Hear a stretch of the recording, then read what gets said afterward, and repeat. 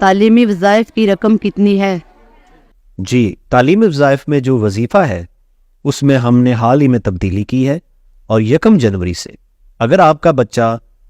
کچی کلاس سے لے کے 5ویں جماعت میں پڑھ رہا ہے تو اس کو ہم سمائی، اگر وہ لڑکا ہے تو اس کو ہم 2000 روپیہ فراہم کریں گے، اور اگر وہ لڑکی ہے تو ہم اس کو 2500 روپے کا اضافی وظیفہ فراہم کریں گے۔ اور اگر آپ کا بچہ یا بچی 6ٹھی کلاس سے 10ویں کلاس میں پڑھ رہے ہیں